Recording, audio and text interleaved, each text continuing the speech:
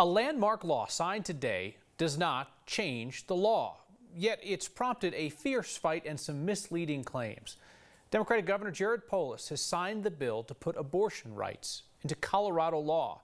It doesn't change abortion access today, but if the Supreme Court overturns Roe v. Wade, it would make Colorado one of the few states in this part of the country to protect abortion rights.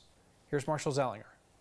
No matter what the Supreme Court does in the future, women in Colorado will be able to choose when and if they have children. The abortion rights bill that led to the equivalent of 3 days of debate at the state capitol is now law. Said another way, the abortion rights that already existed in Colorado still exist. They're just now in state statute.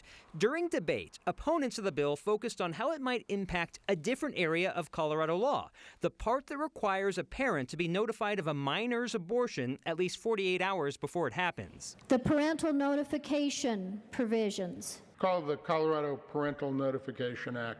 It will gut in its current form our current parental notification requirements. There's absolutely nothing in this law that will impede a parent's ability to be notified of their child's decision. KIKI counsel is a reproductive rights attorney who stood behind the governor as he signed the new law that deals with abortion access, not notification. The laws have nothing to do with each other. Parental involvement is not government involvement. Parental interference is not government interference. The governor did not just sign the bill into law, he also added what's known as a signing statement. It's often used to describe why the bill was signed and what he still doesn't like about it.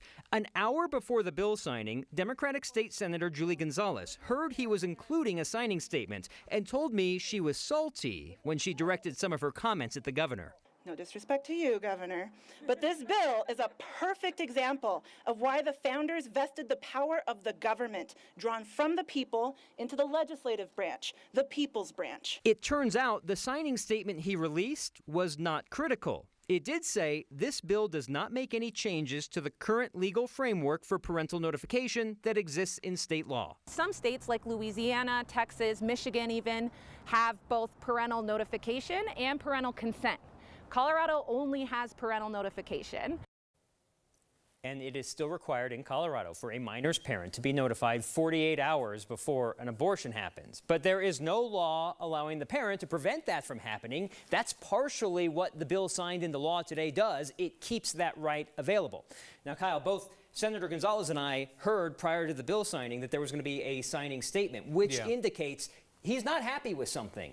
And you could tell from her statements that she was told something critical was coming, and then this statement that basically said, here's what the bill does and doesn't do, is not what a signing statement generally is used for. Yeah, something changed. Usually that's when the governor will get in there and try to kind of like lean the court in one way of interpreting things or lean policymakers in a certain way, but Polis backed off in the end.